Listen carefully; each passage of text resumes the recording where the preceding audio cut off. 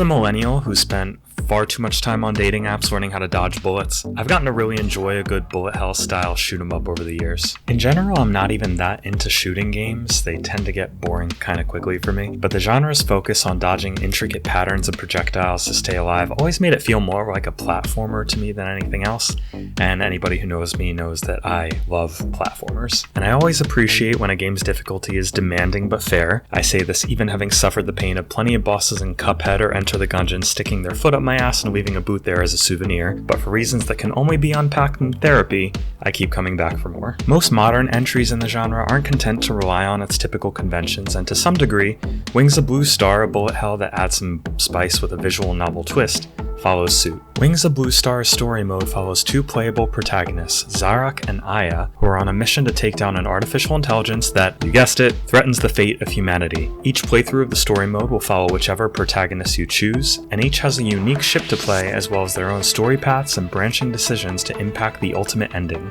All 8 of the game's 5 to 10 minute long shooting stages are bookended by these visual novel segments, and even so, a full run through of the game is possible in about an hour or so if you're really skilled. But while the game starts out easily enough, before you know it, there will be seemingly more bullets on screen than calories in a sampler platter at the Cheesecake Factory. So you'll probably die a lot. In true shmup fashion, much of your playtime will come from dying and retrying, score chasing by replaying stages in the arcade mode by yourself or in local co-op with a friend, or going through the story as a different character to see what new endings can be unlocked. There's also an area to unlock new features such as artwork, a boss rush mode, or extra lives with currency gained from playing, so there are certainly reasons to keep playing even once the relatively brief campaign comes to an end. But while the core of the experience feels like it was created with love and a desire to do some creative storytelling, it's ultimately dragged down by some pretty puzzling design decisions and a myriad of technical woes. The first thing you're going to notice about Wings of Bluestar is its hand-painted aesthetic, which sounded appealing to me on paper, but the results in practice are a bit inconsistent. The scrolling backgrounds of each stage contain some great artwork, but appear at a bizarrely low resolution even by the Switch's modest standards. But the results often look blurry and jagged, which is an issue that even pops up within the visual novel segments. I will say that for whatever reason I felt like the artwork was better in the later stages of the game, but it's kind of a shame that the assets for earlier levels weren't imported into the game at a higher quality. The soundtrack of the game isn't especially memorable either, but has some cool electronic and classical melodies that feel like a suitable fit for the theme.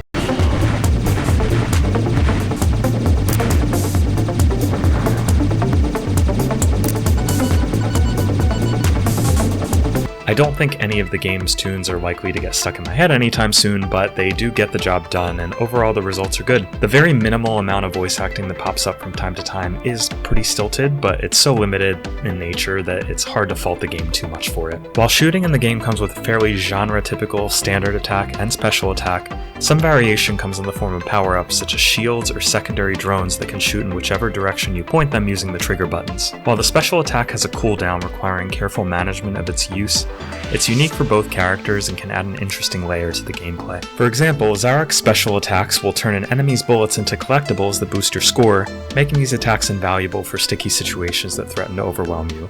I personally didn't find 𝐸's special attack to be nearly as useful, but that could be down to personal preference. Unfortunately, the structure of Wings of Bluestar's story mode is where some major issues come into focus pretty quickly. For one, anytime you run out of continues in the story mode and need to start a stage again, be prepared to slowly scroll through the visual novel sections each time with absolutely no option to skip them. There is an option called auto text that fast forwards the text if you press Y, but at least for me it worked pretty inconsistently.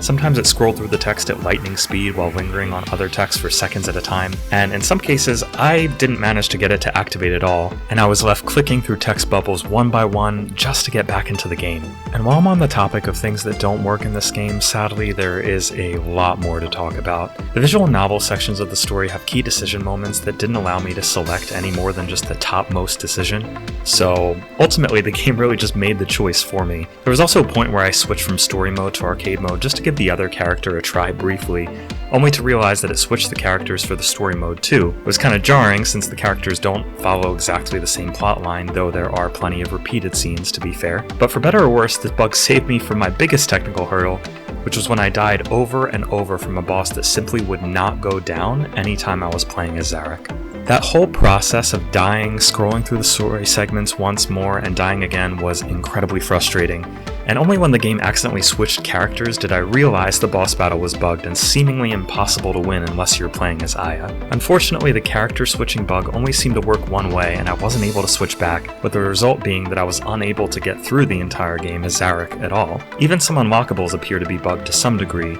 as buying extra continues didn't seem to actually grant them in either the story mode nor arcade modes, though this issue somehow resolved itself later in my playthrough. Even beyond these major technical issues, some design decisions really left me wondering what the developers were thinking.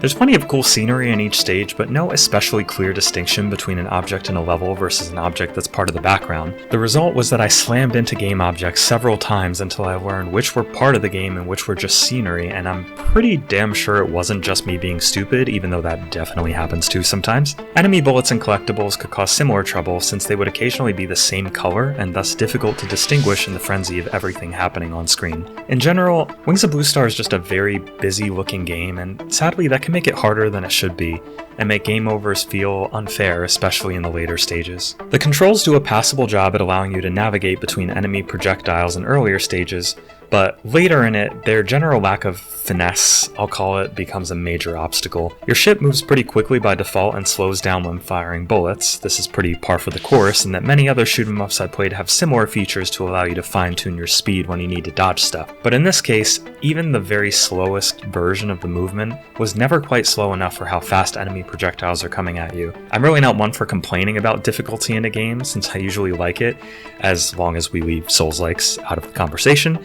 But many of my deaths felt cheap and not properly earned, usually caused by multiple enemies firing copious bullets in patterns that felt damn near impossible to navigate. And while the levels were fun enough to scroll through and play for an afternoon or two, the enemies are mostly uninspired, and the way they can occasionally fly on screen with very little warning to slam into your ship contributes to that feeling of cheapness in the difficulty.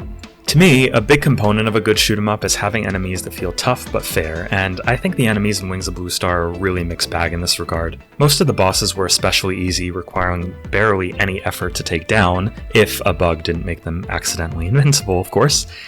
I will say that the level design later in the game became a bit more interesting, but power-ups like the shield felt way overpowered, and was only actually usable when playing as 𝐸𝐸 for reasons unclear to me. In fact, I was able to take down a couple of the bosses while barely moving because of the shield, which happily absorbed a borderline unreasonable amount of bullets before it would break. The overpowered nature of the power-ups can feel like a tacit admission of how cheap the game's difficulty can be, and maybe that's intentional to create some kind of balance, but in practice it feels more like trying to eat a cheeseburger with a helmet on because it's technically healthier if most of it slams into your face and falls onto the floor. I'd say the plot managed to keep my attention at least, but mediocre writing and a lack of any real world building considerably lowered the stakes, and the ending didn't go anywhere especially inspiring.